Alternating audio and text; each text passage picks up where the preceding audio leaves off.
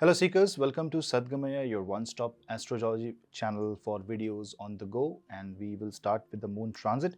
Moon will make its move in the sign of Virgo on around the evening of 4th of April Indian Standard Time until the very early hours of 7th of April. Moon will be in Virgo, Kanya Rashi. Now when moon moves in Virgo, moon will start getting the aspect from Jupiter and Sun, which will be in Pisces in the 7th house, and Mars, which will be in the 10th house. Mars will have a fourth aspect on the moon. Now you have to understand that moon will find Ketu second from itself, Rahu eighth from itself, whereas Mercury, the Rashi lord, the zodiac lord of the moon, will be in the Ashtama Bhava, 8th house from the moon, which is actually not a good placement. This is the time when, because of the presence of Venus and Rahu and Mercury in the Ashtama Bhava, your mind will always be on the edge and you will try to figure out a way to solve the problems of your life. But the thing is that this desperation will come out of anxiety, insecurity. This might also be because you won't be able to see the future, you won't be able to realize that there is a way out in the future, and because of the presence of Saturn in the 6th house from the moon, the mind will also be kind of duty bound and duty oriented, whereas you will feel that it is your duty to perform a certain task, but the resource to perform that or execute that task is not available. So you would want to somehow find a solution to this deadlock. So this is the situation where financial stress can trouble you, career related stress can trouble you, and you are desperate for a change. Now this change will happen, but you have to apply some out-of-the-box thinking, smart solution. Usual way of finding or moving into a certain way will not work here, and you will have to figure out a different way. Maybe the help that you expected from someone will not come.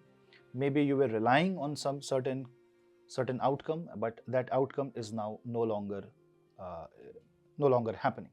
That may put you into kind of a mental isolation that you have to now do it yourself. But that is how you will have to deal with this moon transit. You must focus on your own achievements, your own data, your own ability, and you must be true to yourself and trust your own skill and power. That is how you should focus on this moon transit. And remember your ascendant lord Mercury, because I'm talking about moon in Virgo, keeping moon as ascendant. Mercury, Buddha will be approaching Rahu, which is at 11 degree. Buddha will be around 7 degree. Buddha will be approaching Rahu during this time. Venus will exit out of the Aries zodiac sign on 6th of April. So only when moon crosses a certain degree, only towards the end of the transit of moon in Virgo, is when moon will experience Venus in the 9th house, and that will give moon or mind some relief. So 4th and 5th are basically the days where you might travel a lot, you might decide on doing something, but at the end of the day it might just be on paper. Bad time for investment, because investment made during this time will not be fruitful. Rather, you should wait for Venus to move in the sign of Taurus. That will stabilize finances and financial situation globally. It will be much of a relief here.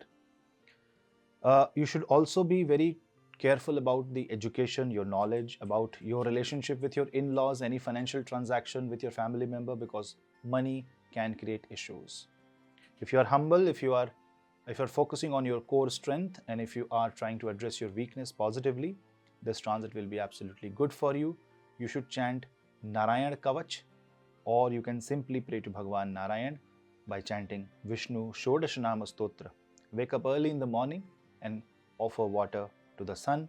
You can also bring Tulsi at home and pray to Ma Tulsi. That will also give you a lot of positive vibration. Have a harmonious environment at home, because this may be challenging for marriage. But overall, if you keep your insecurities aside and believe in yourself, this will be a life-changing transit. That's it. It is a quick take on moon transit. Please subscribe and stay connected. We'll meet you in the next video. Till then, namaste.